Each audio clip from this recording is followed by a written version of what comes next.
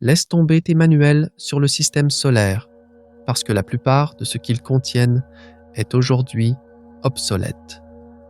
Si tu crois encore à l'idée fausse qu'il n'y a rien au-delà de Pluton, cette vidéo va sérieusement te perturber. Car la vérité, c'est que pendant que nous n'en étions pas conscients, un acteur géant est en train de redéfinir les règles du jeu aux confins de notre système. Ce n'est pas une théorie, c'est la preuve même que James Webb a vue. As-tu le courage d'aller au-delà du connu? Si tu veux prouver que j'ai tort, abonne-toi et prépare-toi à remettre en question tout ce que tu croyais savoir. Depuis ces premières nuits où nous avons levé les yeux vers le ciel, notre système solaire était une carte familière. Pendant des décennies, la frontière la plus lointaine de cette carte était tracée par un petit monde gelé nommé Pluton. Mais maintenant, nous sentons que cette vieille carte rassurante est en train de trembler. Le regard perçant du télescope spatial James Webb a capté les murmures d'une nouvelle planète qui attend dans l'ombre, bien au-delà de Pluton. Ce n'est pas seulement une découverte, c'est un moment qui pourrait changer fondamentalement toute notre compréhension des faubourgs froids et extérieurs du système solaire. Et cela nous amène à poser cette question. Dans cette immense obscurité, derrière l'orbite de Pluton, combien d'autres mondes inconnus attendent, tapis dans l'ombre? Notre système solaire, loin d'être un vide silencieux, est un lieu qui déborde de mouvement. En plus des 8 planètes que nous connaissons, c'est une communauté cosmique composée d'innombrables astéroïdes, comètes et lunes. Chaque année, nous découvrons de nouveaux membres de cette communauté. Depuis longtemps, les astronomes rêvent d'une 9e planète, qu'ils ont baptisée Planète X. La trouver serait un tournant, car cela pourrait nous aider à résoudre certaines des énigmes les plus profondes sur la façon dont notre système solaire s'est formé et comment cette gigantesque mécanique fonctionne. Et maintenant, le télescope spatial James Webb ajoute une toute nouvelle dimension à cette quête séculaire. Pour la plupart d'entre nous, l'image traditionnelle du système solaire a toujours été la même. Mercure, Vénus, la Terre, Mars, Jupiter, Saturne, Uranus, Neptune et Pluton. Nous avons mémorisé ces noms sur les bancs de l'école. Ils ont été notre première fenêtre sur l'univers, les pierres angulaires de nos cours d'astronomie. Si nous incluons Cérès, qui tourne silencieusement dans la ceinture d'astéroïdes entre Mars et Jupiter, on peut dire que presque tous les grands corps planétaires à l'intérieur de l'orbite de Neptune sont connus. Cependant, la place de Pluton sur cette liste a changé de manière spectaculaire il y a un peu plus d'une décennie. Elle a été officiellement reclassée en tant que planète naine. Cette reclassification a été déclenchée en partie par la découverte par les astronomes d'un autre monde lointain, ressemblant à une planète. Cette nouvelle trouvaille les a forcés à repenser fondamentalement la définition même du mot « planète ». Et ainsi, la chasse à la planète X a repris. Au début des années 2000, 2 astronomes de l'Institut de technologie de Californie ont présenté des preuves convaincantes de l'existence d'une autre planète cachée. Leurs recherches se sont concentrées sur les orbites étranges d'objets lointains connus sous le nom d'objets transneptuniens, dans cette région froide et sombre, au-delà de Neptune. Cette famille, qui comprend des corps rocheux glacés et des planètes naines comme Pluton, Sedna, Haumea et Eris, se déplaçait sur des orbites étrangement regroupées. Cette situation suggérait l'existence de quelque chose de massif que nous ne pouvions pas encore voir, qui les attirait de loin. Les astronomes ont toujours été aux prises avec les énigmes de la formation des étoiles et des planètes. L'une de ces énigmes est la solitude de notre Soleil. La plupart des étoiles de l'univers sont en couple, dans des systèmes binaires ou multiples, engagés dans une danse avec leurs partenaires. Mais notre Soleil, à notre connaissance, se tient seul, sans jumeaux. Au cours des siècles passés, bien avant l'invention des télescopes puissants, les gens croyaient qu'il n'existait que 6 planètes. Mercure, Vénus, la Terre, Mars, Jupiter et Saturne. Cette croyance est restée inébranlable jusqu'à la fin du XVIIIe siècle, lorsque de nouvelles découvertes ont élargi nos connaissances. Puis, nous avons découvert les géantes de glace. En 1781, le célèbre astronome Sir William Herschel a trouvé Uranus. Ce monde pâle, d'un bleu glacial, a d'abord été pris pour une étoile, puis pour une comète, avant que sa véritable identité ne soit confirmée. Uranus orbite autour du Soleil à une distance vertigineuse d'environ 2,8 milliards de kilomètres en moyenne, soit environ 19 fois plus loin que la distance de la Terre au Soleil. Une année sur Uranus équivaut à 84 de nos années. Le prochain bond dans nos connaissances est venu avec la découverte de Neptune. Herschel a failli la trouver aussi, mais Neptune a été officiellement identifié dans la nuit du 23 septembre 1846 par 3 astronomes. Ils ne l'ont pas trouvé par hasard, mais en utilisant la puissance des mathématiques. Ils avaient remarqué de petites irrégularités dans l'orbite d'Uranus. C'était un murmure qui indiquait l'influence gravitationnelle d'une autre planète, invisible. Neptune était trop faible pour être vue à l'œil nu, mais elle s'est révélée en la regardant avec un télescope. Peu de temps après, les astronomes ont découvert une lune en orbite autour de Neptune, mais il a fallu plus d'1 siècle pour trouver la deuxième.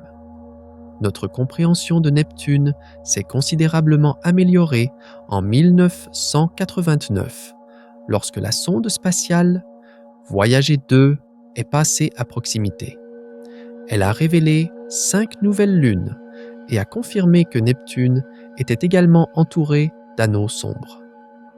Mais malgré ces avancées, un mystère persistait. Des schémas orbitaux inexpliqués existaient toujours dans la ceinture de Kuiper, cette immense région glacée au-delà de Neptune.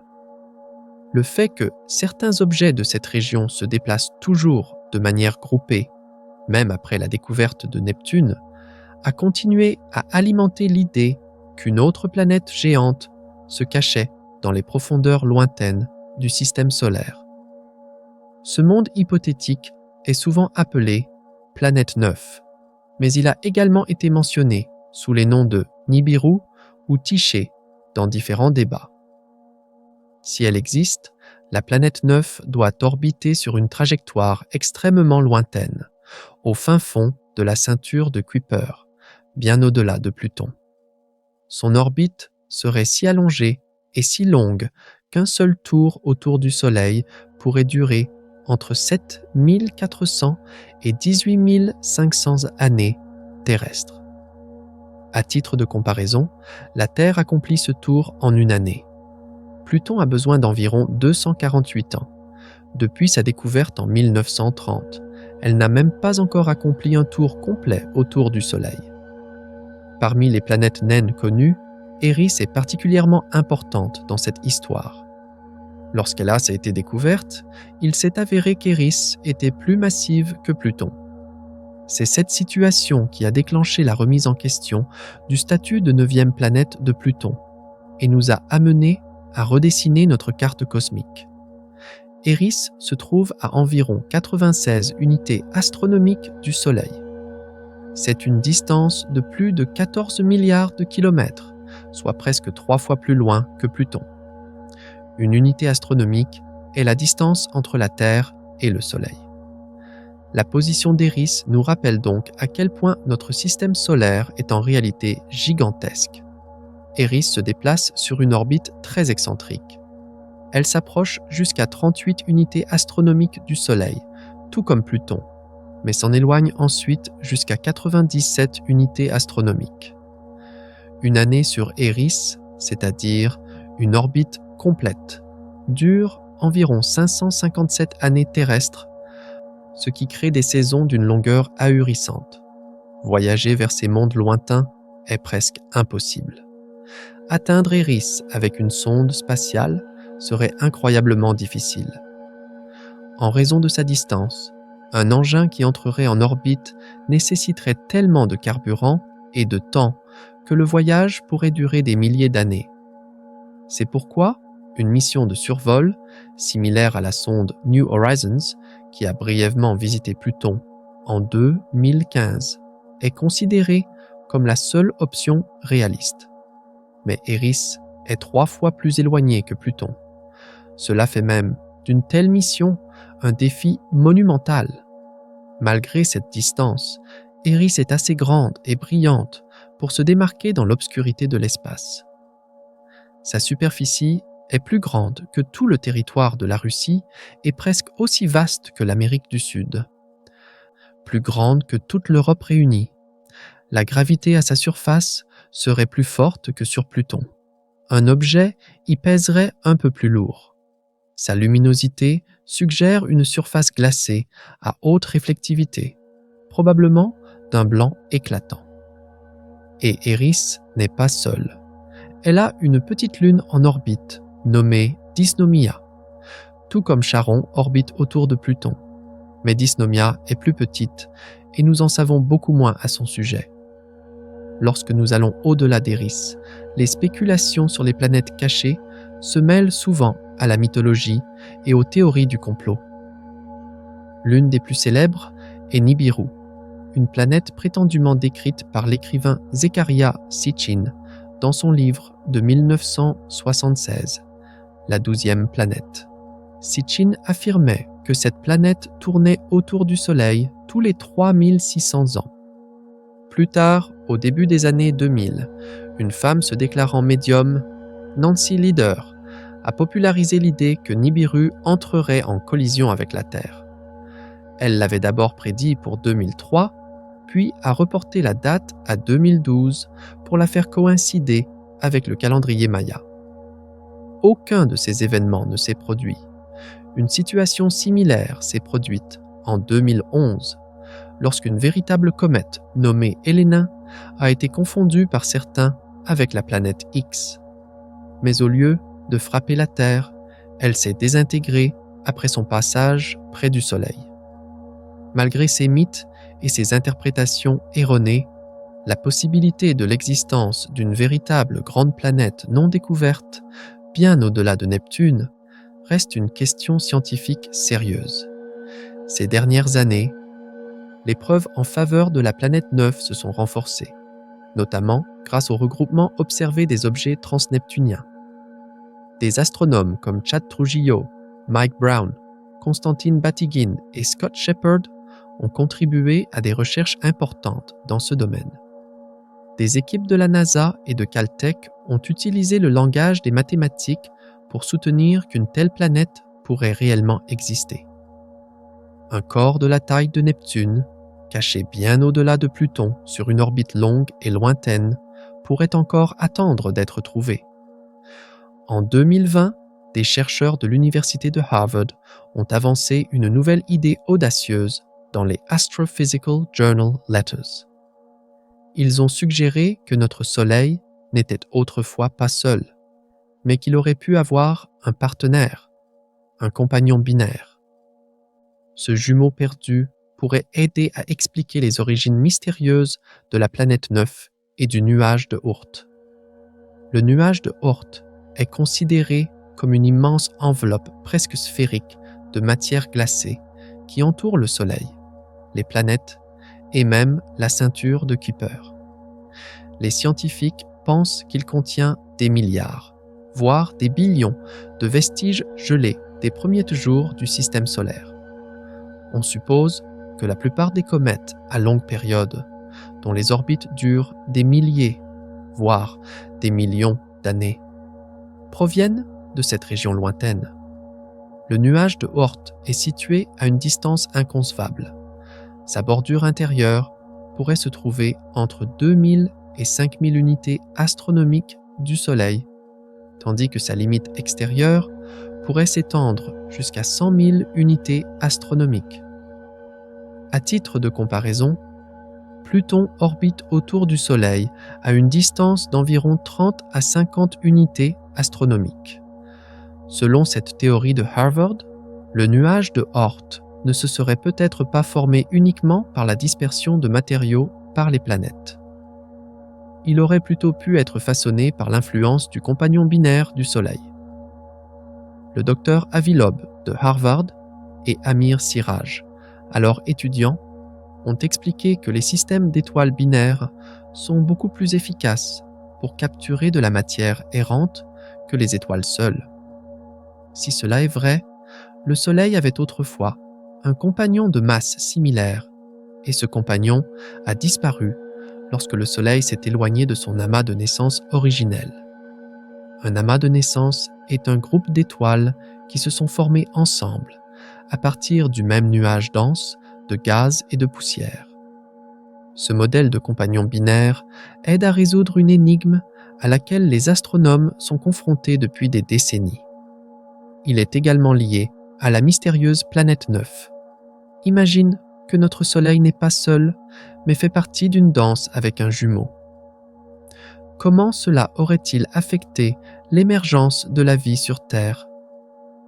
Certains scientifiques vont encore plus loin, suggérant que la planète 9 pourrait ne pas être une planète du tout, mais quelque chose de beaucoup plus étrange. Les physiciens Jakob Scholz et James Unwin ont proposé qu'il pourrait s'agir d'un ancien trou noir formé dans les tout premiers instants après le Big Bang. Les travaux théoriques de Stephen Hawking et d'autres avaient suggéré que de tels trous noirs primordiaux pourraient exister. Scholz et Unwin ont émis l'hypothèse que si la planète 9 était un tel trou noir, elle ne serait peut-être pas plus grande qu'une boule de bowling. Cela expliquerait pourquoi les télescopes n'ont pas pu la détecter directement. Un trou noir caché dans notre système solaire, incroyablement petit mais immensément puissant. Qui attend? Une chose aussi étrangère pourrait-elle vraiment partager la maison de l'humanité? Une autre possibilité est que la planète 9 soit une planète nomade, qui erre dans l'univers. Un monde qui faisait autrefois partie d'un autre système stellaire, mais qui en a été arraché d'une manière ou d'une autre, pour être finalement capturé par notre système. Nous savons déjà que de tels nomades existent. Ces dernières années, les astronomes ont observé 2 visiteurs extrasolaires, Oumuamua, en forme de cigare en 2017 et la comète Borisov en 2019. On pense qu'il y a des milliards de telles planètes errantes dispersées dans la Voie lactée. Pendant ce temps, des scientifiques du laboratoire lunaire et planétaire de l'Université de l'Arizona ont proposé une autre explication. Selon eux, la ceinture de Kuiper, elle-même, remplie de milliers d'astéroïdes glacés, de comètes et de planètes naines au-delà de Neptune, pourrait cacher un objet massif. Cet objet caché pourrait avoir une taille comprise entre celle de la Terre et de Mars, et son influence gravitationnelle perturberait les orbites des corps gelés de la ceinture de Kuiper, les poussant sur des inclinaisons inhabituelles. En janvier 2016, un autre groupe d'astronomes a suggéré qu'une 9e planète, environ 10 fois plus massive que la Terre, pourrait orbiter autour du Soleil à une distance environ 25 fois supérieure à celle de Pluton. Le professeur Renu Malhotra du laboratoire de l'Arizona a expliqué ces découvertes avec une analogie utile. Elle a noté que les objets de la ceinture de Kuiper se comportent comme des toupies. Si tu donnes une petite poussée à de nombreuses toupies, elles finissent par pointer dans des directions différentes. Mais en général, elles réagissent toutes à l'attraction d'une masse proche. De la même manière, les orbites inclinées de ces corps glacés lointains indiquent qu'une masse cachée façonne leurs orbites par la gravité. Du jumeau stellaire perdu du Soleil à une planète nomade.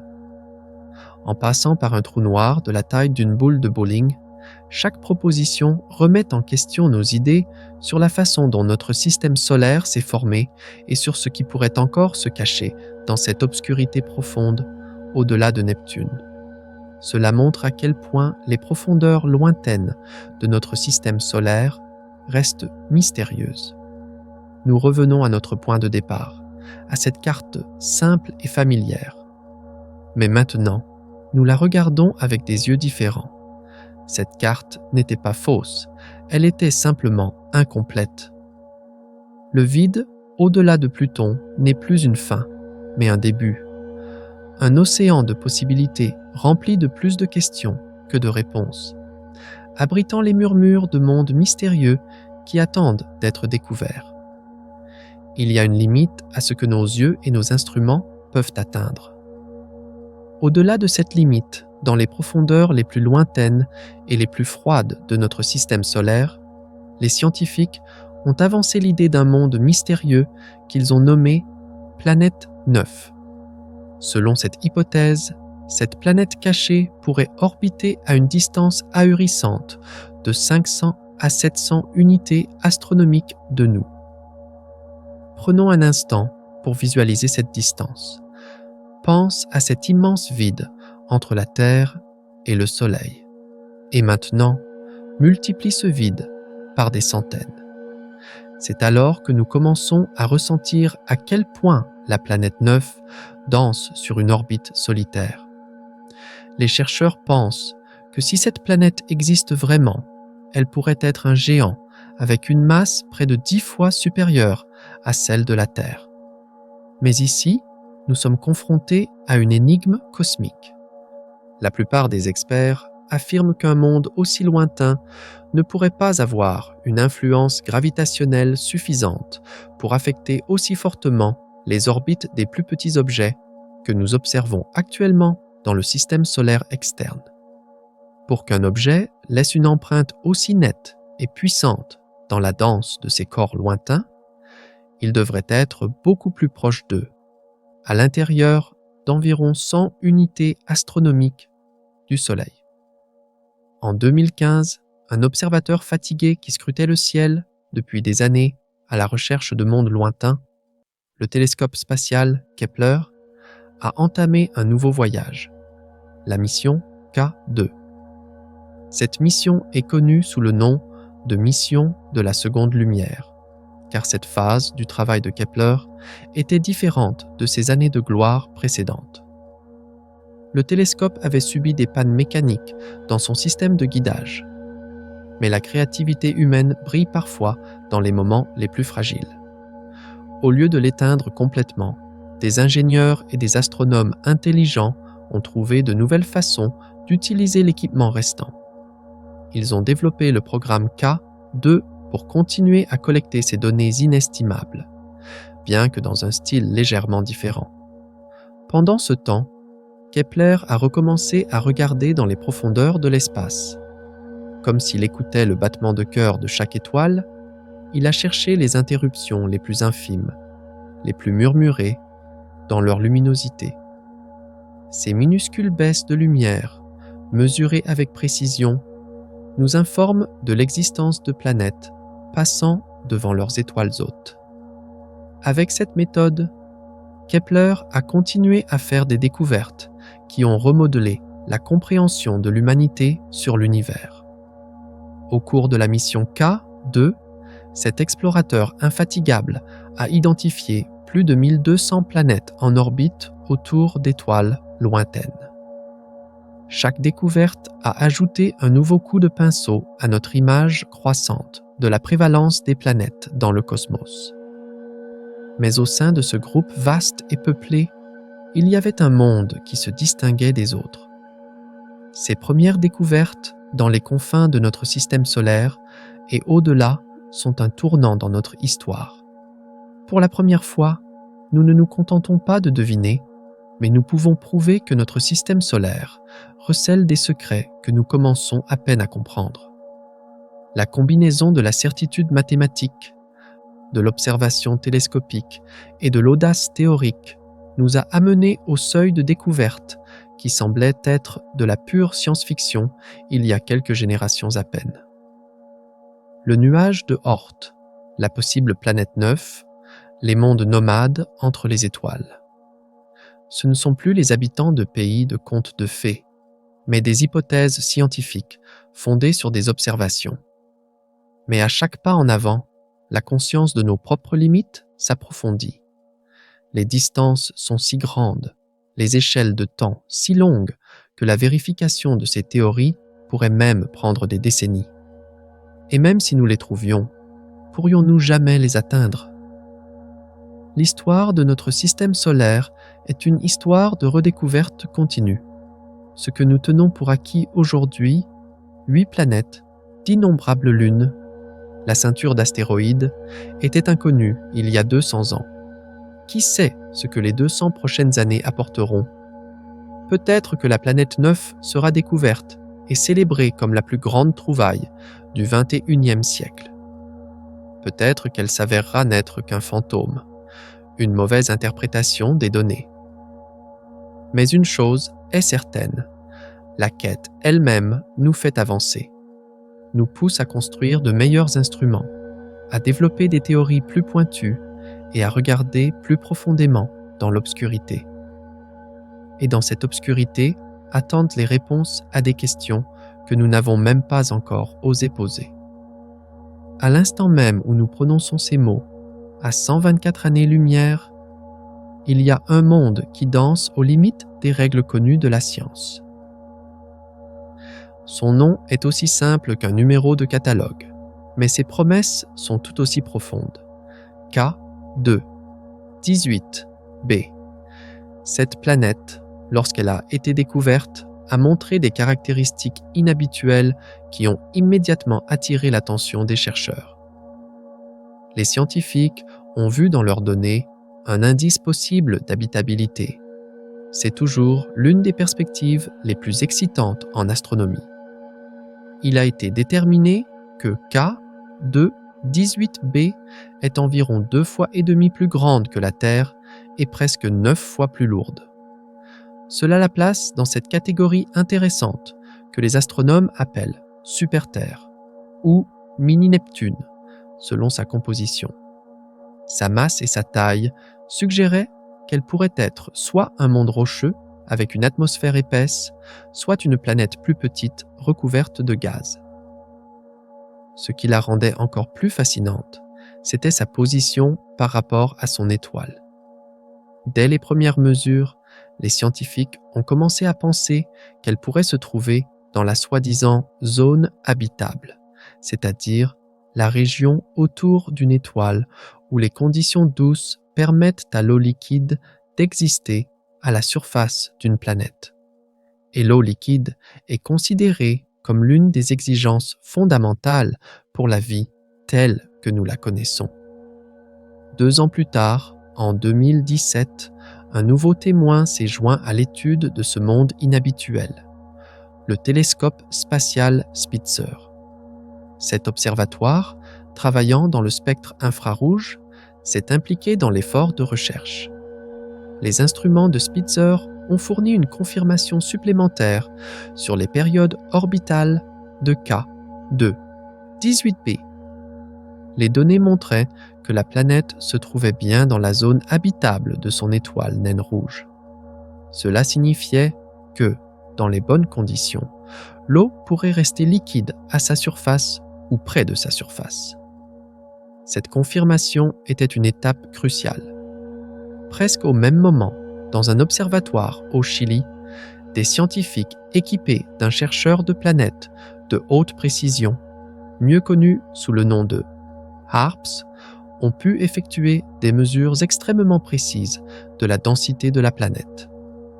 L'instrument HARPS est l'un des spectrographes les plus sensibles au monde. En étudiant les oscillations subtiles du mouvement de son étoile, causées par l'influence gravitationnelle de K2, 18b, HARPS a donné aux astronomes des indices importants sur la masse et la composition de la planète. Et cette analyse a ouvert la porte à une possibilité à couper le souffle. La densité de la planète était compatible avec la présence d'un océan sous son atmosphère. Cette découverte a considérablement accru l'intérêt. Une planète abritant un océan à l'intérieur de la zone habitable. Il était désormais très difficile d'ignorer la possibilité que K2, 18b, puisse retenir l'eau à l'état liquide. Imagine un océan profond et sombre, sur un monde si lointain que sa lumière met plus d'un siècle à nous parvenir. Que pourrait-il se cacher dans ces profondeurs? Les preuves ont continué à s'accumuler lentement. Pas à pas, l'histoire de K2, 18b, est devenue de plus en plus convaincante. En 2019, le vieux et sage observateur, le télescope spatial Hubble, a été chargé de regarder ce monde. Hubble, avec ses instruments avancés capables d'analyser les atmosphères des planètes lointaines, a découvert quelque chose d'extraordinaire. Il y avait de la vapeur d'eau dans l'atmosphère de K2, 18b. C'était un tournant, car cela signifiait que l'atmosphère contenait l'un des composants les plus fondamentaux pour la vie. La découverte murmurait non seulement que de l'eau liquide pouvait exister, mais aussi que la planète pouvait avoir un cycle de l'eau important. La possibilité d'un océan profond protégé par une atmosphère substantielle est devenue beaucoup plus réaliste. Pour beaucoup dans la communauté scientifique, ce qui semblait autrefois être de la pure spéculation commençait maintenant à porter le poids de preuves réelles. Les espoirs de trouver un monde soutenant la vie en dehors de notre système solaire se sentaient plus concrets que jamais. Mais l'histoire ne s'est pas arrêtée là. En 2023, l'œil le plus avancé et le plus puissant que l'humanité ait jamais lancé, le télescope spatial James Webb, a rejoint la quête. Webb a pointé ses instruments vers K2, 18b. Ses capteurs sont beaucoup plus puissants que ceux de ses prédécesseurs et lui permettent d'analyser les atmosphères d'exoplanètes avec un niveau de détail sans précédent. Lorsque les résultats ont été traités, les scientifiques ont été confrontés à quelque chose qui leur a coupé le souffle. Le télescope avait découvert des traces d'un composé chimique connu sous le nom de sulfure de diméthyle. Sur Terre, ce composé a une origine très spécifique. À de très rares exceptions près, il est produit presque exclusivement par des organismes vivants, en particulier par de petits microbes marins comme le phytoplancton. Lorsque ces microbes vivent et meurent dans nos océans, ils libèrent ce gaz dans le cadre de leur processus biologique naturel. La découverte de ce composé sur une autre planète était donc extrêmement provocante. Si les données étaient correctes, cela pourrait être le tout premier signe de vie extraterrestre jamais trouvé. Pourtant, les scientifiques sont restés prudents. Des affirmations extraordinaires exigent des preuves extraordinaires. Et bien que la découverte du sulfure de diméthyle soit excitante, il y avait toujours une possibilité d'erreur. La mesure provenait d'un seul instrument sur James Webb, la caméra proche infrarouge. Dans cette plage de longueur d'onde, il est très difficile de distinguer le sulfure de diméthyle d'autres gaz comme le méthane. La possibilité que la découverte soit une mauvaise interprétation des données était très réelle. Était-ce vraiment le moment? Le moment où l'humanité découvrait la vie pour la première fois au-delà de la Terre, ou une autre amère déception dans une longue histoire d'espoir déçu? La communauté scientifique a donc posé la question la plus importante. Cela pourrait-il être une erreur? Le seul moyen d'en être sûr était de répéter l'observation avec une méthode différente et un instrument différent. La NASA et les équipes internationales travaillant avec Webb ont rapidement décidé de refaire une observation. Si le même composé était détecté 2 fois avec 2 instruments complètement différents, la probabilité qu'il s'agisse d'une erreur chuterait de façon spectaculaire. Cette décision a lancé l'un des tests les plus attendus de l'histoire de l'astronomie. Le 17e jour du mois d'avril de l'année 2024, le télescope spatial James Webb a de nouveau été pointé vers K2, 18b. Cette fois, le télescope a utilisé un instrument infrarouge, moyen, au lieu de la caméra proche infrarouge. Les résultats n'étaient rien de moins que stupéfiants. Une fois de plus, les signatures chimiques distinctives du sulfure de diméthyle ont été trouvées. Mais cette fois, il y avait bien plus. Il s'est avéré que la concentration du composé était énorme, peut-être 1000 fois plus élevée que ce que l'on trouve normalement sur Terre. Le sulfure de diméthyle n'est pas un gaz quelconque. Sur Terre, il joue un rôle très spécifique. Ceux d'entre nous qui ont marché le long de la côte par temps venteux ont peut-être remarqué cette odeur de mer caractéristique qu'il crée. L'odeur familière de la mer en provient en grande partie. Mais scientifiquement, le sulfure de diméthyle est connu pour être instable dans l'atmosphère. Il ne survit généralement que quelques jours avant d'être décomposé par la lumière du soleil et l'oxygène.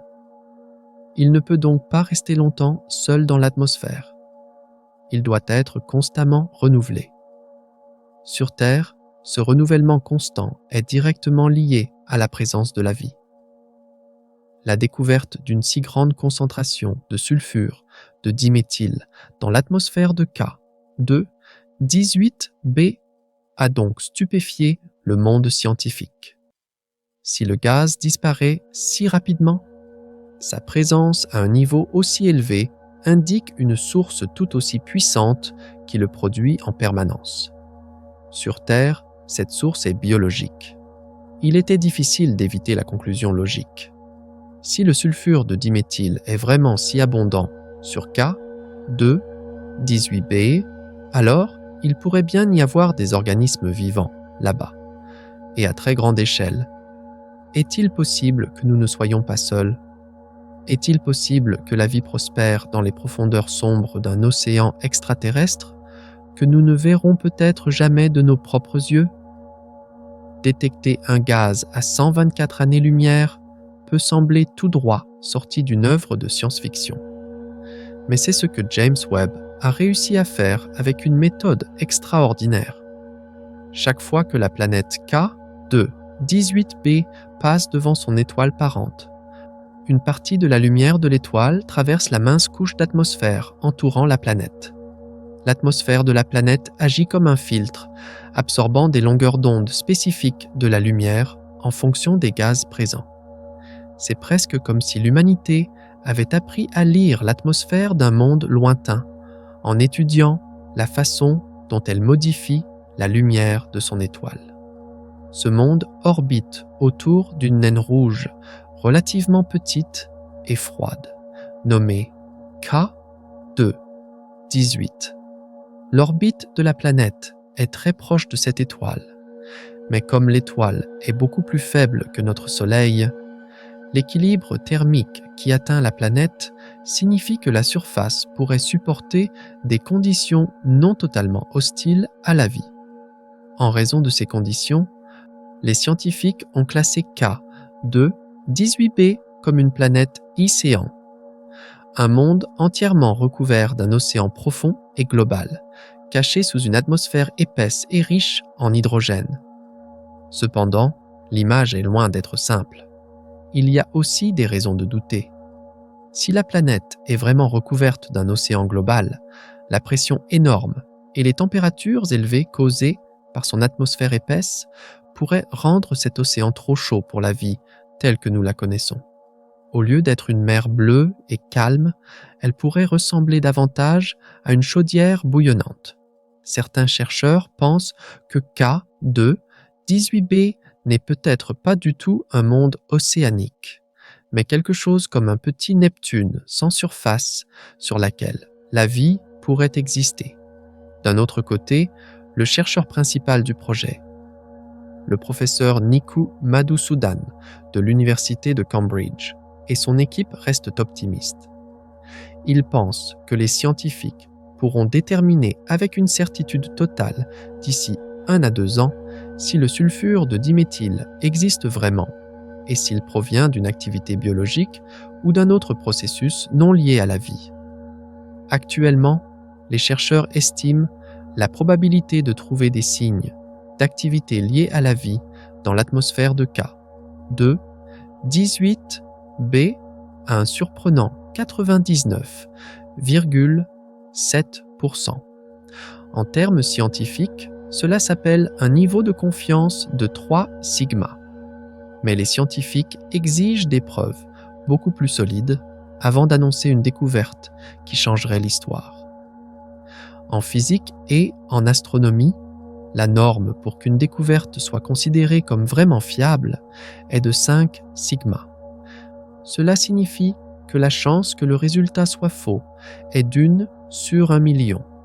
C'est précisément ce niveau de sécurité rigoureux qui a été nécessaire pour confirmer la découverte de la particule du boson de Higgs en 2012. La même norme exigeante est maintenant attendue dans le cas de K de 18b. C'est pourquoi les chercheurs, malgré leur enthousiasme, avancent avec une extrême prudence. Avant de pouvoir affirmer que la vie existe vraiment sur K de 18b, ils doivent d'abord confirmer, avec une précision quasi parfaite, que le sulfure de diméthyle est bien présent dans l'atmosphère de la planète. Ensuite, ils doivent démontrer que le gaz est produit par une origine biologique et non par une réaction chimique inconnue. Si ces 2 conditions sont prouvées, l'humanité sera confrontée à quelque chose sans précédent, la première preuve tangible de vie au-delà de notre planète, dans notre voisinage cosmique. Cette découverte potentielle devient encore plus étonnante quand on pense à l'endroit où se trouve K de 18b. Elle n'est pas dans un coin inaccessible du cosmos. Au contraire, elle se trouve beaucoup plus près de nous, à seulement 124 années-lumière. Cela représente environ 730 trillions de miles. À l'échelle humaine, c'est une distance inconcevable. Envoyer des astronautes sur Mars, à seulement quelques dizaines de millions de miles, reste l'un des plus grands défis de notre temps. Le voyage interstellaire, la capacité d'envoyer des humains ou des sondes sur des années-lumière, pourrait être à jamais hors de notre portée. Mais mesuré à l'échelle de l'univers lui-même, 124 années-lumière, ce n'est presque rien. L'univers observable tout entier s'étend sur environ 93 milliards d'années-lumière. Une planète si loin de nous est pratiquement dans notre propre voisinage cosmique. Si la vie est découverte sur K de 18b, la signification serait à couper le souffle. Cela montrerait que la vie n'est pas un accident rare et fragile, unique à la Terre. Au contraire, cela murmurerait qu'elle pourrait exister dans d'innombrables autres endroits, attendant d'être découverte. La prise de conscience que la vie se trouve à une courte distance en termes cosmiques pourrait transformer fondamentalement notre compréhension de l'univers. Pour l'instant, tout cela reste une possibilité, pas une certitude. Les études se poursuivent et les chercheurs évitent de faire toute affirmation tant que les preuves ne sont pas irréfutables. Mais une chose est indiscutable. Jamais dans l'histoire de l'humanité, nous n'avons été aussi proches de répondre à cette question la plus profonde. Sommes-nous seuls dans l'univers ? La réponse pourrait être plus proche que nous n'osons l'imaginer. Ou elle pourrait nous échapper pour toujours, restant une autre promesse que l'obscurité de l'espace n'a jamais tenue. Mais le simple fait que nous puissions demander, le fait que nous ayons les outils pour chercher, le fait que nous nous approchions de cette ultime frontière de la connaissance, est en soi déjà révolutionnaire. À l'instant même où nous respirons, il existe des mondes si étranges, si extrêmes, qu'ils pulvérisent toutes les idées sur ce qu'une planète devrait être. Des planètes où il pleut du fer du ciel. Des planètes avec des systèmes d'anneaux si gigantesques que Saturne, à côté, semblerait être un jouet. des planètes qui survivent dans les cendres d'étoiles mortes. Ces mondes ne devraient pas exister, mais ils existent, et ils nous forcent à tout repenser. Bienvenue dans la galerie des extrêmes cosmiques, où la nature expose ses créations les plus sauvages et les plus dérangeantes. Un endroit où les règles de notre confortable système solaire ne s'appliquent plus. Des endroits qui nous rappellent à quel point nous sommes petits, à quel point nous sommes fragiles, à quel point notre propre existence est incroyablement privilégiée. Es-tu prêt à regarder dans l'abîme? Imagine un monde où la température est si élevée que les métaux non seulement fondent, mais s'évaporent.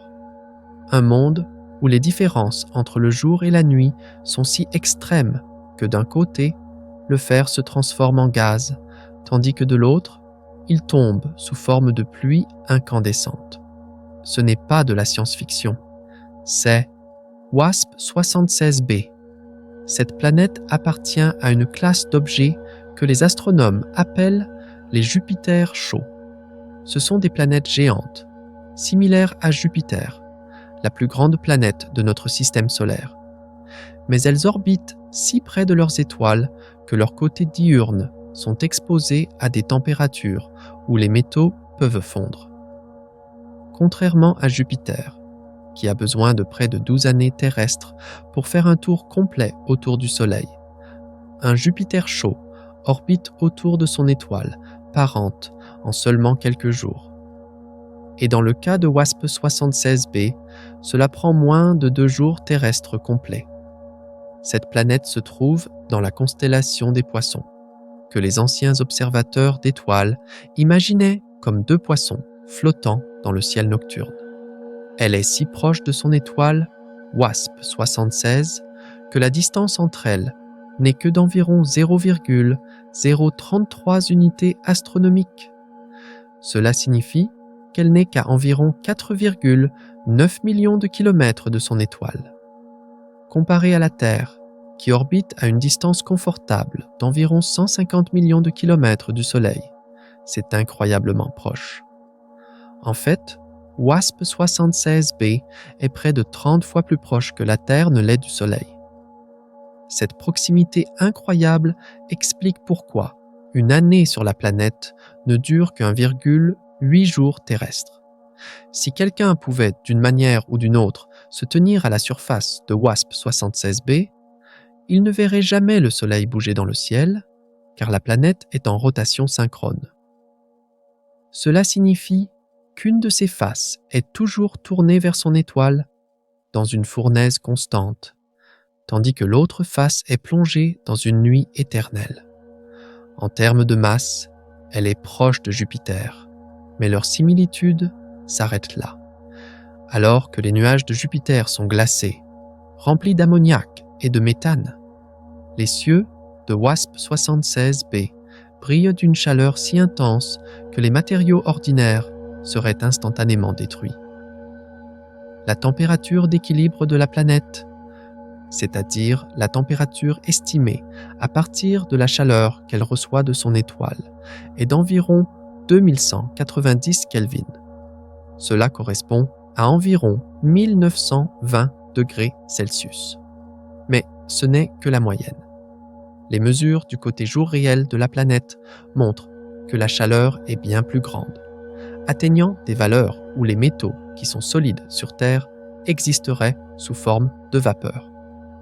Peux-tu imaginer te tenir sur un monde où même le fer se transforme en fumée? Un endroit où l'air lui-même est fait de métal vaporisé. C'est un enfer que les mots peinent à décrire. La découverte de nuages de fer et de cieux incandescents. L'histoire de WASP-76b a commencé lorsque nous l'avons vu pour la première fois le 21 octobre 2013. Nous l'avons trouvée en observant la minuscule ombre répétée qu'elle laissait en passant devant son étoile. À chaque passage, elle assombrissait légèrement la lumière de son étoile, pour un instant. À partir de ce moment, elle est devenue l'une des exoplanètes les plus fascinantes que nous ayons étudiées au cours des années suivantes.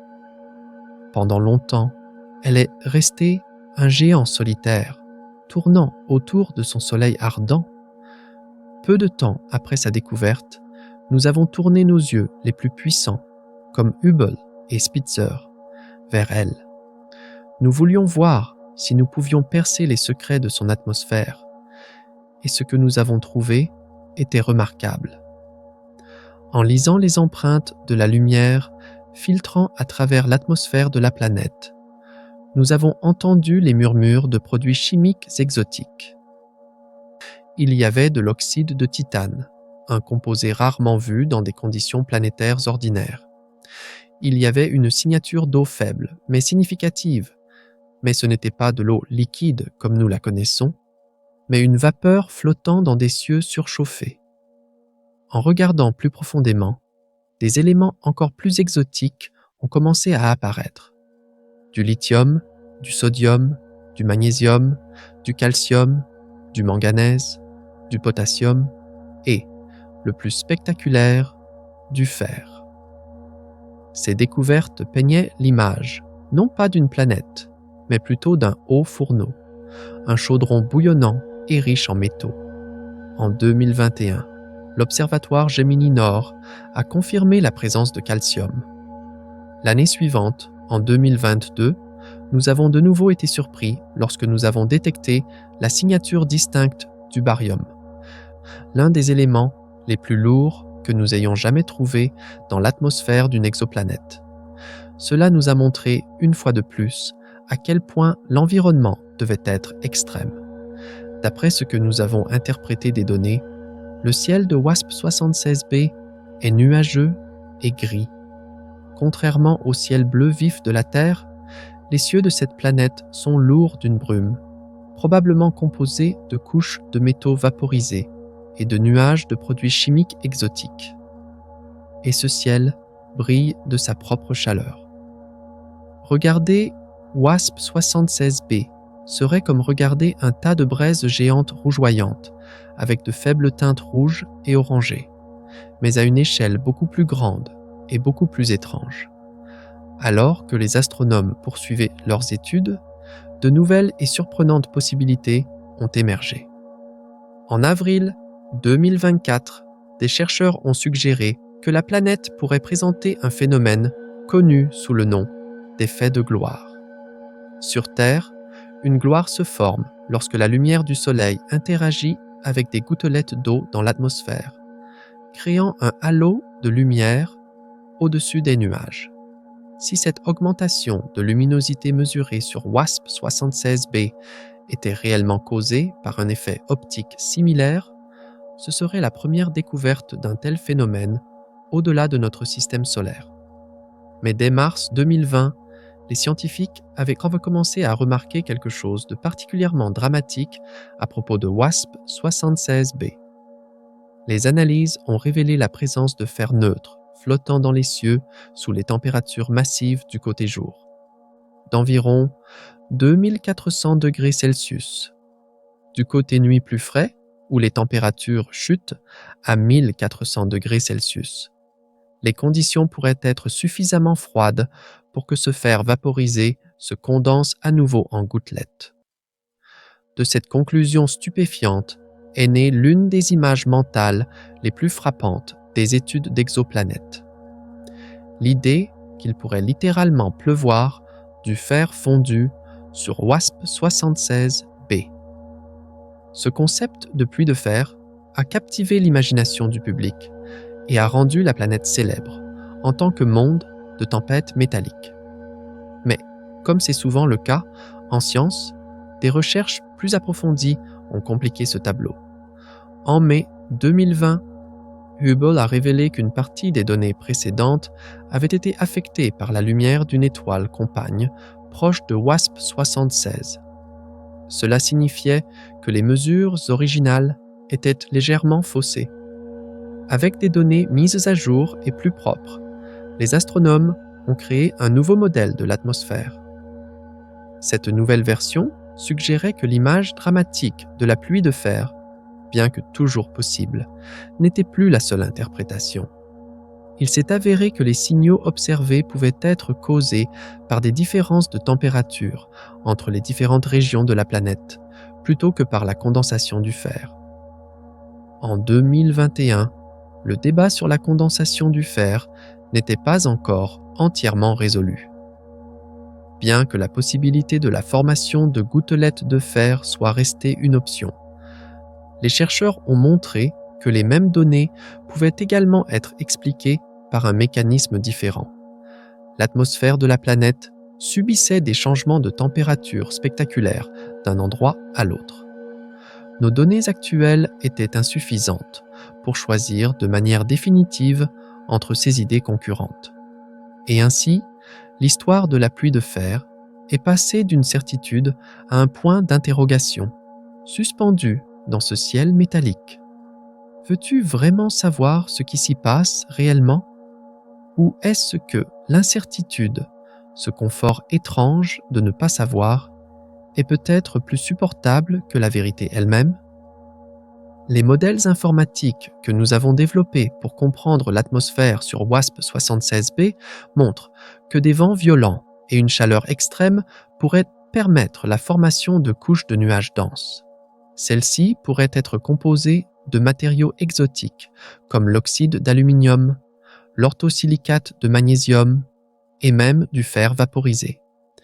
Mais ces modèles, malgré les titres accrocheurs précédents, ne soutiennent pas fortement l'idée d'une condensation massive de fer du côté nuit de la planète. Au lieu de cela, ils indiquent un monde dynamique et nuageux, où différents produits chimiques forment des brumes et des brouillards, créant un système climatique extrêmement variable et étranger. Et un autre murmure s'ajoute à ce tableau complexe. WASP-76b n'est peut-être pas complètement seul. Bien que ce ne soit encore qu'une hypothèse, il est possible qu'il y ait une exolune chaude et en évaporation en orbite autour de la planète. Si une telle lune existait, elle pourrait éjecter du gaz et de la poussière, formant un nuage de matière en forme de tore autour de la planète. Cela compliquerait encore plus le système, car les propres signaux atmosphériques de la planète seraient en partie mélangés avec le matériau de son compagnon potentiel. WASP-76b continue de nous fasciner. C'est un endroit où les règles de la météo, du ciel et même de la matière elle-même, telles que nous les connaissons, sont poussées à l'extrême.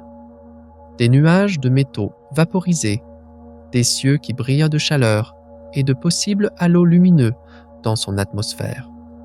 Tout cela contribue à une image d'un monde qui défie notre imagination. Elle nous rappelle que les planètes au-delà de notre système solaire peuvent être bien plus étranges que les mondes que nous connaissons. Les étudier, c'est comme ouvrir une fenêtre sur un domaine de la physique et de la chimie que la Terre n'a jamais connu. Si WASP-76b est l'enfer de métal, alors J1407b est le royaume des anneaux impossibles. Cet objet, vraiment fascinant dans l'espace, n'est pas une étoile en soi, mais quelque chose de plus petit et de plus étrange. Les astronomes pensent qu'il s'agit soit d'une planète flottant librement dans la galaxie, non liée à une étoile, soit d'une naine brune. Les naines brunes sont souvent décrites comme des étoiles ratées, trop grandes pour être une planète, mais trop petites pour briller comme une étoile normale. Ce qui rend J1407b particulièrement remarquable, c'est qu'elle est entourée d'un disque d'anneaux gigantesque, bien plus grand que tout ce que nous avons vu autour des planètes de notre système solaire. Cet objet inhabituel a attiré notre attention pour la première fois en 2007, lorsque nos télescopes ont enregistré un signal très inhabituel. Pendant 56 jours complets, une étoile, connue sous le nom de V1400 Centauri, a semblé s'assombrir selon un schéma complexe. Au début, personne n'a réalisé ce qui se passait. Mais des années plus tard, en 2010, Une analyse minutieuse des données a révélé que cet assombrissement était causé par le système d'anneaux massifs de J1407b passant devant l'étoile. Le disque de J1407b est incroyablement grand. Son rayon s'étend jusqu'à environ 90 millions de kilomètres. C'est des centaines de fois plus grand que les anneaux de Saturne. Cette structure n'est pas seulement une bande solide de poussière, mais un système complexe de plusieurs anneaux, avec des espaces entre eux. Ces espaces pourraient avoir été creusés par des lunes se formant à l'intérieur du disque, tout comme les petites lunes bergères de Saturne façonnent ces anneaux. Initialement, les astronomes pensaient que J1407b orbitait autour de l'étoile C 1400 Centauri. Cependant, des études plus récentes suggèrent qu'il pourrait en fait s'agir d'un vagabond errant qui est passé par hasard devant l'étoile. Un nomade sans foyer, entouré d'anneaux plus grands que tout ce qui existe dans notre système solaire, flottant seul dans l'obscurité pour l'éternité. Entre avril et juin de l'année 2007, 2 grands relevés du ciel ont enregistré les étranges événements d'assombrissement de V1400 Centauri. La courbe de lumière de l'étoile a révélé au moins 5 épisodes majeurs d'assombrissement.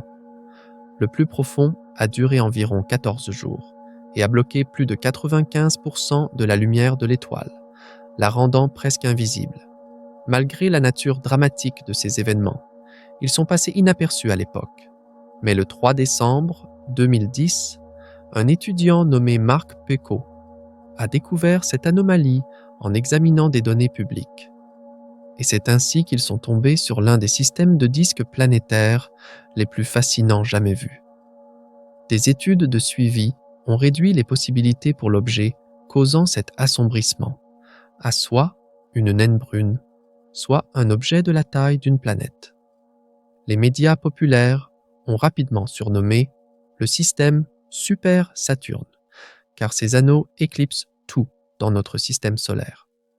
Le rayon de ce système d'anneaux équivaut à une distance comprise entre les distances orbitales de Mercure et de Vénus par rapport au Soleil.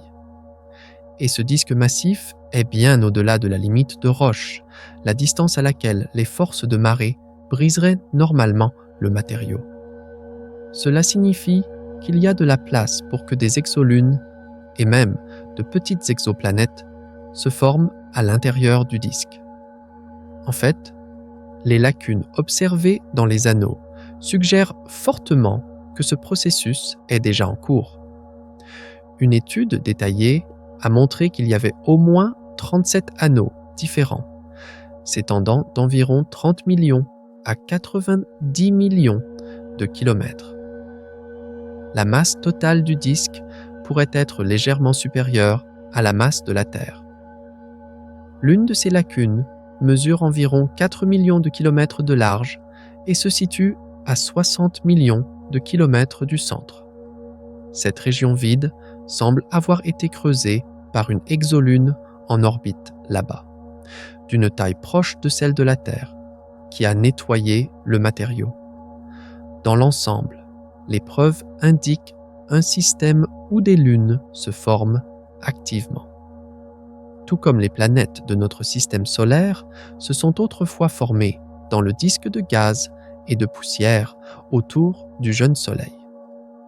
Avec le temps, peut-être en quelques milliards d'années, ce disque gigantesque pourrait se transformer en un système de lunes entièrement formé, orbitant autour de J 1407b. Si l'objet central de J 1407b est une naine brune, alors les lunes qui se forment autour d'elle pourraient même être considérées comme des planètes à part entière. Quel royaume étrange et solitaire ce serait! Une étoile ratée, entourée de mondes qui ne connaîtront jamais la chaude lumière d'une véritable étoile. Si J 1407b nous montre ce qui peut se cacher dans les vides entre les étoiles, alors Kepler 70 nous montre quelque chose d'encore plus troublant. ce qu'il reste des planètes après la mort des étoiles. Kepler 70 est une étoile remarquable, située à environ 3600 années-lumière de nous, au fin fond de la constellation du Cygne. Elle est si faible que nous avons besoin d'un télescope puissant pour la voir. En ce moment même, au-dessus de nos têtes, un chasseur silencieux flotte dans l'obscurité de l'espace. C'est le satellite TESS de la NASA. Depuis 6 ans, il scrute le ciel sans relâche. Sa mission n'est pas de trouver des mondes gazeux géants comme Jupiter. Non, sa mission est bien plus excitante. TESS est à la recherche de planètes qui pourraient ressembler à notre Terre. De petits mondes rocheux, peut-être des endroits où la vie existe. Imagine, pendant que tu lis ces lignes, le Soleil pourrait se lever sur une planète lointaine. Peut-être que là-bas, le ciel n'est pas bleu, mais peint d'un orange profond ou d'un rouge doux. La découverte de TOIS 115b a précisément nourri cette fantaisie. Cette planète se trouve à seulement 137 années-lumière de nous. À l'échelle cosmique, c'est pratiquement notre voisin d'à côté. TOIS 115b est 1,5 fois plus grande que notre Terre. Les astronomes appellent ce genre de monde des super-terres. Une super-terre n'est pas un géant gazeux boursouflé. Elle a probablement une surface solide. La gravité y serait plus forte que sur Terre. Chaque pas semblerait plus lourd. Mais cette force d'attraction supplémentaire apporte un avantage crucial. Une super-terre peut retenir son atmosphère beaucoup plus fermement. Cela crée des conditions stables pour la vie. Percer les secrets de son atmosphère. Et ce que nous avons trouvé était remarquable. En lisant les empreintes de la lumière filtrant à travers l'atmosphère de la planète, nous avons entendu les murmures de produits chimiques exotiques. Il y avait de l'oxyde de titane, un composé rarement vu dans des conditions planétaires ordinaires. Il y avait une signature d'eau faible, mais significative, mais ce n'était pas de l'eau liquide comme nous la connaissons, mais une vapeur flottant dans des cieux surchauffés. En regardant plus profondément, des éléments encore plus exotiques ont commencé à apparaître. Du lithium, du sodium, du magnésium, du calcium, du manganèse, du potassium et, le plus spectaculaire, du fer. Ces découvertes peignaient l'image, non pas d'une planète, mais plutôt d'un haut fourneau, un chaudron bouillonnant et riche en métaux. En 2021, l'Observatoire Gemini Nord a confirmé la présence de calcium. L'année suivante, en 2022, nous avons de nouveau été surpris lorsque nous avons détecté la signature distincte du barium, l'un des éléments les plus lourds que nous ayons jamais trouvés dans l'atmosphère d'une exoplanète. Cela nous a montré, une fois de plus, à quel point l'environnement devait être extrême. D'après ce que nous avons interprété des données, le ciel de WASP-76b est nuageux et gris. Contrairement au ciel bleu vif de la Terre, les cieux de cette planète sont lourds d'une brume, probablement composée de couches de métaux vaporisés et de nuages de produits chimiques exotiques. Et ce ciel brille de sa propre chaleur. Regarder WASP-76b serait comme regarder un tas de braises géantes rougeoyantes, avec de faibles teintes rouges et orangées, mais à une échelle beaucoup plus grande et beaucoup plus étrange. Alors que les astronomes poursuivaient leurs études, de nouvelles et surprenantes possibilités ont émergé. En avril 2024, des chercheurs ont suggéré que la planète pourrait présenter un phénomène connu sous le nom d'effet de gloire. Sur Terre, une gloire se forme lorsque la lumière du Soleil interagit avec des gouttelettes d'eau dans l'atmosphère, créant un halo de lumière au-dessus des nuages.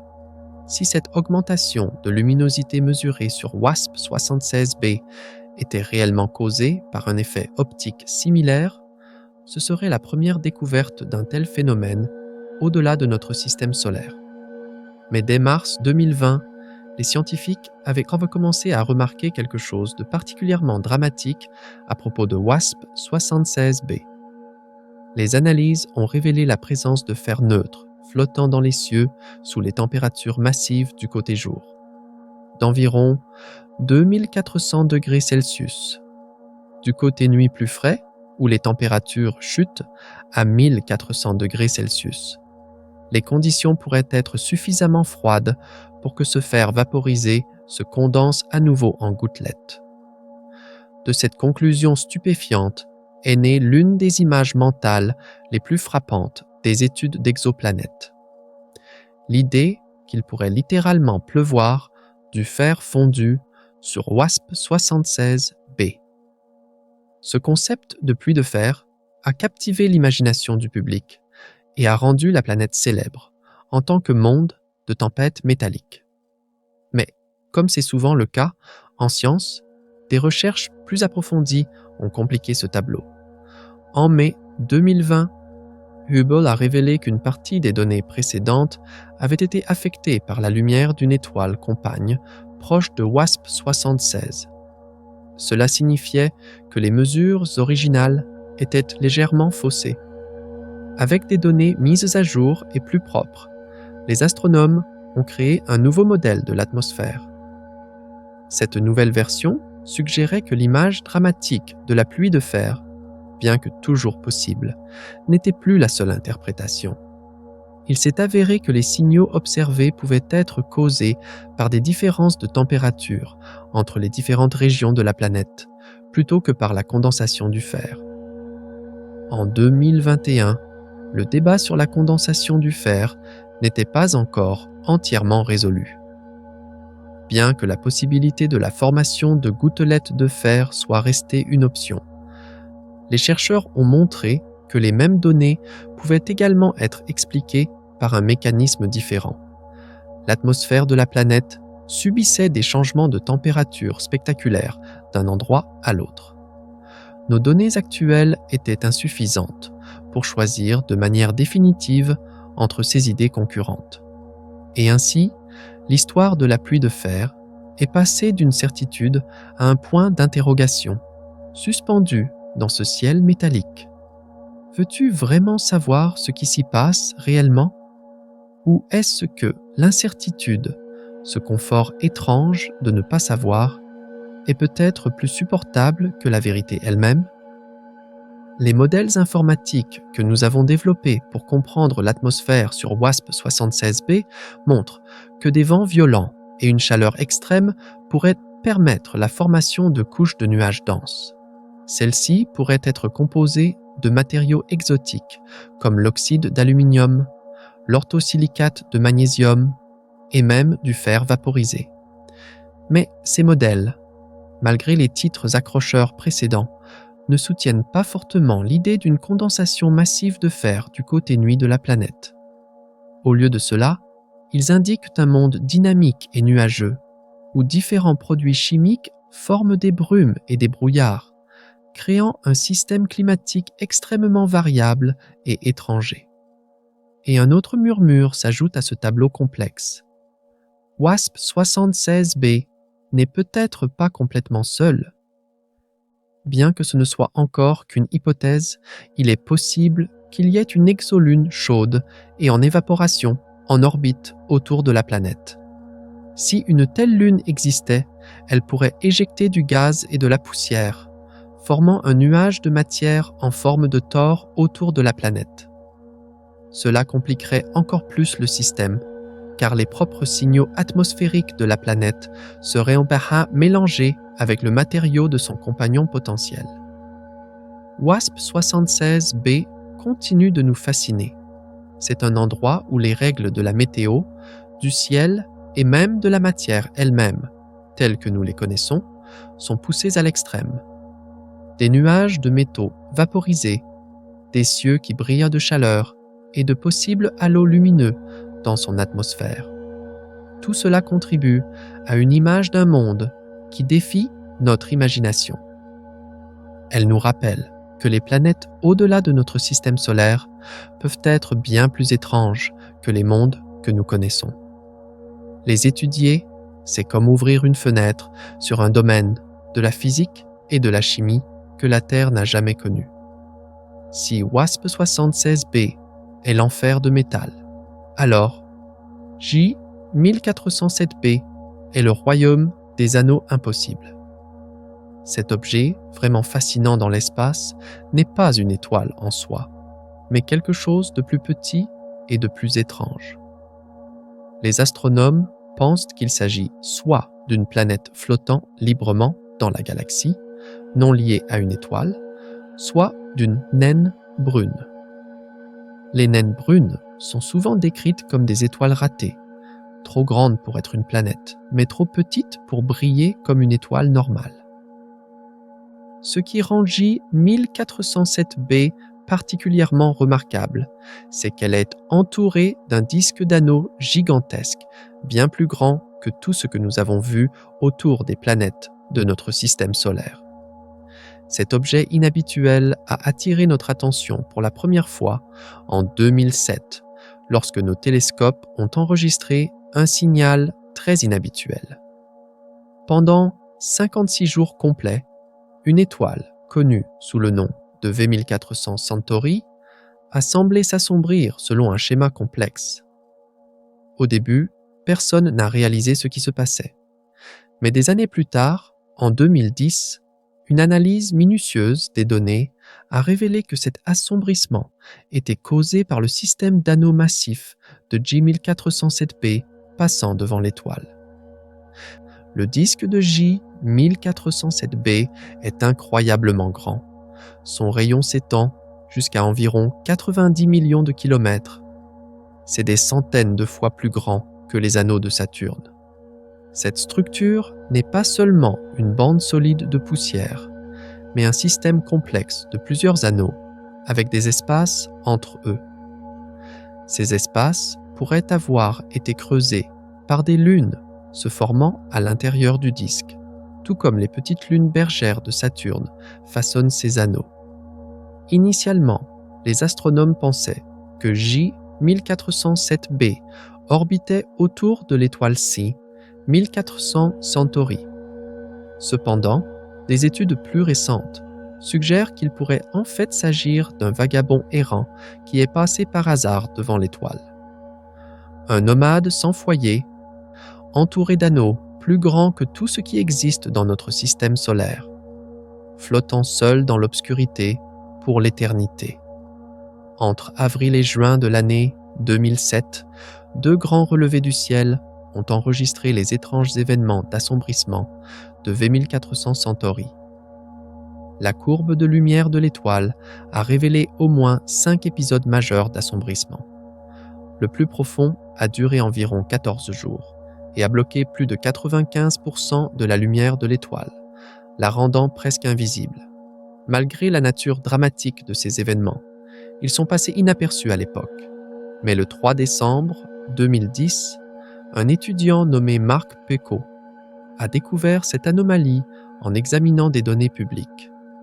Et c'est ainsi qu'ils sont tombés sur l'un des systèmes de disques planétaires les plus fascinants jamais vus. Des études de suivi ont réduit les possibilités pour l'objet causant cet assombrissement à soit une naine brune, soit un objet de la taille d'une planète.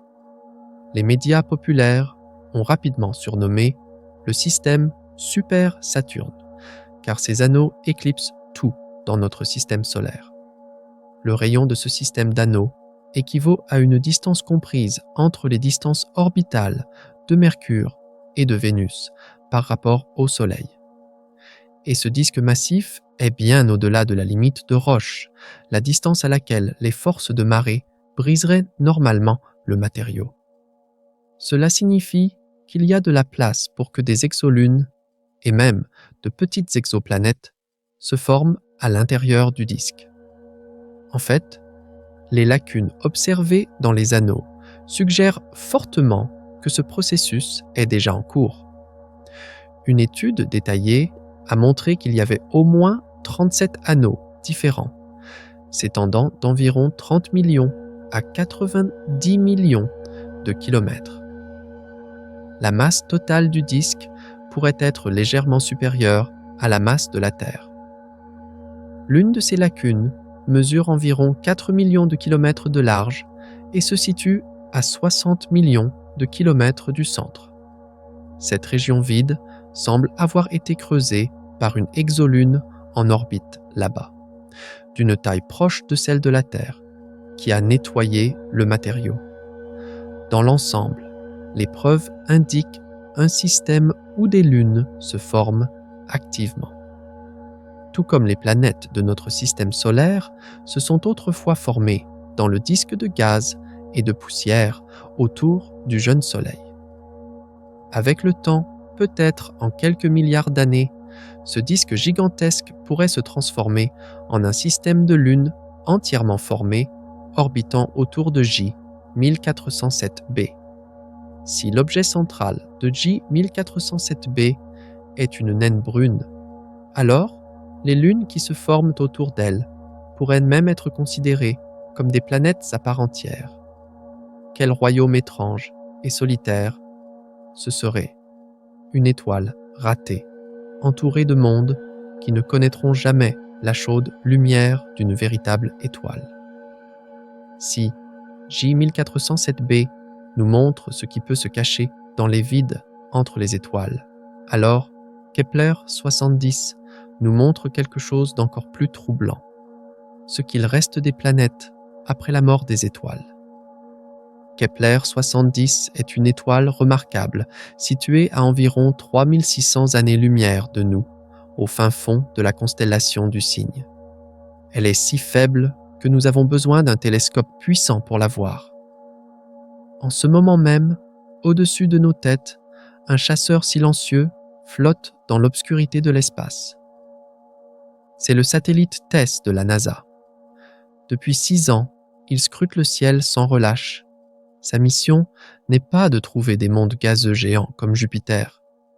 Non, sa mission est bien plus excitante. TESS est à la recherche de planètes qui pourraient ressembler à notre Terre. De petits mondes rocheux, peut-être des endroits où la vie existe. Imagine, pendant que tu lis ces lignes, le Soleil pourrait se lever sur une planète lointaine. Peut-être que là-bas, le ciel n'est pas bleu, mais peint d'un orange profond ou d'un rouge doux. La découverte de TOI 115b a précisément nourri cette fantaisie. Cette planète se trouve à seulement 137 années-lumière de nous. À l'échelle cosmique, c'est pratiquement notre voisin d'à côté. TOI 115b est 1,5 fois plus grande que notre Terre. Les astronomes appellent ce genre de monde des super-terres. Une super-terre n'est pas un géant gazeux boursouflé. Elle a probablement une surface solide. La gravité y serait plus forte que sur Terre. Chaque pas semblerait plus lourd. Mais cette force d'attraction supplémentaire apporte un avantage crucial. Une super-terre peut retenir son atmosphère beaucoup plus fermement. Cela crée des conditions stables pour la vie. L'étoile autour de laquelle orbite TOI 115b est une naine rouge. Ces Mathusalem cosmiques vivent incroyablement longtemps. Alors que notre Soleil brûlera pendant environ 10 milliards d'années, les naines rouges peuvent exister pendant des centaines de milliards d'années. Cela donne à la vie sur leur planète un temps presque infini pour émerger et se développer. Mais un danger se cache ici. Les jeunes naines rouges sont instables et lancent d'énormes explosions de radiation dans l'espace. Heureusement, l'étoile de TOI 115b a déjà 6 milliards et demi d'années.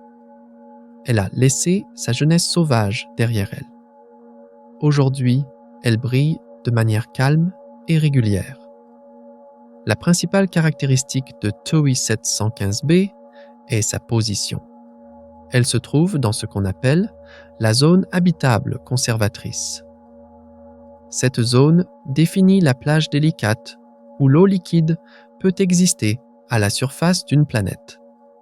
Trop de chaleur transforme un monde en four, trop peu le transforme en glace. TOI 115b se trouve exactement dans cette zone, boucle d'or. ni trop chaude, ni trop froide. Mais y a-t-il vraiment de l'eau là-bas? Nous ne le savons pas encore. La planète orbite autour de son étoile en seulement 19 jours. Une année là-bas dure moins de 3 semaines. Cette proximité extrême de son étoile en fait une cible idéale pour le télescope spatial James Webb. Webb peut analyser l'atmosphère de la planète lorsqu'elle passe devant son étoile et rechercher ses empreintes chimiques révélatrices. Vapeur d'eau, oxygène, méthane, dioxyde de carbone. Chacune de ces molécules raconte une histoire. Imagine que Webb découvre une atmosphère vraiment dense et riche en eau. Cela signifierait que TOI-7 115b pourrait être un monde aquatique, une planète entièrement recouverte d'un océan global. Pas de terre, juste des étendues d'eau infinies sous un ciel étranger. Mais TOI-7 115b n'est pas seul. Une deuxième planète pourrait se cacher dans le même système stellaire. Ce compagnon possible est encore plus petit, peut-être de la taille de la Terre. Si son existence est confirmée, ce serait la plus petite planète de la zone habitable jamais découverte par TESS. 2 mondes potentiellement propices à la vie autour de la même étoile. Cela double les chances. Maintenant, il y a autre chose d'étrange à propos de TOI-7 115b. Sa taille la place dans un curieux vide cosmique. Les astronomes ont détecté remarquablement peu de planètes entre 1,5 et 2 rayons terrestres. Ils appellent ce vide le déficit de rayons planétaires. Pourquoi ce vide existe-t-il? Une théorie suggère que les planètes de cette taille perdent leur atmosphère.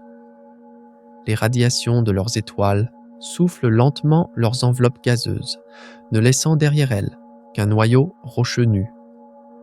TOI-7 115b se trouve précisément dans cette région mystérieuse et son étude pourrait résoudre ce secret. Alors que TOI-7 115b domine les gros titres, TS continue de travailler sans relâche. Le satellite a déjà détecté des milliers d'exoplanètes. Certaines sont des Jupiters chauds qui orbitent autour de leurs étoiles en quelques jours. D'autres sont des mondes glacés, situés dans les régions froides de leur système. Chaque découverte élargit notre compréhension de la diversité des systèmes planétaires. Un exemple particulièrement fascinant est TOI-700d. Cette planète est à peu près de la taille de la Terre et se trouve également dans la zone habitable. Cependant, des mesures plus précises ont montré que sa température de surface est très élevée, ressemblant plus à un enfer qu'à une seconde maison pour l'humanité. Pourtant, cette découverte est précieuse. Elle nous montre à quel point la ligne entre la vie et la mort dans le cosmos est mince. Si une planète est juste quelques millions de kilomètres plus proche de son étoile, les températures montent à des niveaux insupportables. Un peu plus loin et toute l'eau gèle. La nature ne connaît pas la pitié. Seules les conditions les plus délicates permettent le miracle de la vie. Et parfois, nous devons regarder très loin pour voir notre propre commencement. C'est exactement ce que nous faisons lorsque les yeux du satellite TESS se tournent vers un jeune système stellaire appelé aomicroscopie. Ce système est comme un berceau cosmique, encore entouré de poussière et de gaz. TESS y a découvert 2 planètes, l'une 4 fois plus grande que la Terre, l'autre 3 fois. Toutes 2 sont des géantes gazeuses encore en cours de développement. De tels jeunes systèmes sont comme des capsules temporelles cosmiques. Ils nous montrent à quoi ressemblait notre propre système solaire il y a des milliards d'années. Ses premiers moments, chaotiques et créatifs. Et en assistant à la naissance de ces jeunes mondes, nous nous posons inévitablement la question la plus fondamentale. Qu'est-ce que tout cela signifie pour notre avenir? Pourrons-nous un jour voyager vers ces mondes lointains? La réponse honnête est « pas encore ». Même l'étoile la plus proche est à plus de 4 années-lumière. Avec notre technologie actuelle, un voyage là-bas prendrait des dizaines de milliers d'années. Mais l'histoire nous apprend que l'impossible n'est qu'une question de temps. Imagine que dans 100 ou 200 ans, nous développions des moteurs atteignant une petite fraction de la vitesse de la lumière. Peut-être des voiles solaires poussés par la lumière des étoiles. Peut-être des fusées à fusion. À 10% de la vitesse de la lumière, un voyage vers Toisset 115b durerait environ 1370 ans. C'est encore inconcevablement long pour une seule vie humaine. Mais pour une mission de colonisation interstellaire s'étendant sur plusieurs générations, c'est tout à fait envisageable. Mais il existe une vision encore plus audacieuse. Certains scientifiques proposent non pas que nous allions vers les planètes, mais que les planètes viennent à nous. Cela peut sembler fou, mais il existe des planètes vagabondes, des mondes sans étoiles qui dérivent dans notre galaxie. Si un jour un tel monde entrait dans notre système solaire, pourrions-nous tenter de le coloniser? Bien sûr, ce serait extrêmement dangereux. Une planète vagabonde pourrait perturber les orbites de nos planètes, mais dans les bonnes conditions, elle pourrait aussi devenir un nouveau foyer. La vérité, c'est que notre système solaire ne durera pas éternellement. Dans environ 5 milliards d'années, notre Soleil épuisera son carburant. Il se transformera en géante rouge et engloutira la Terre. Si l'humanité veut survivre jusque-là, nous devrons avoir déménagé depuis longtemps. Des planètes comme Toisset 115b ne sont pas seulement des curiosités scientifiques, ce sont des refuges potentiels. Et ainsi, notre voyage se termine, non pas avec des certitudes, mais avec le murmure des possibilités. Nous comprenons une fois de plus que notre outil le plus puissant pour atteindre les étoiles lointaines est l'imagination, au plus profond de notre esprit.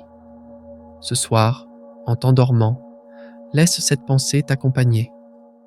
Le fait que même les plus longs chemins commencent par une question silencieuse.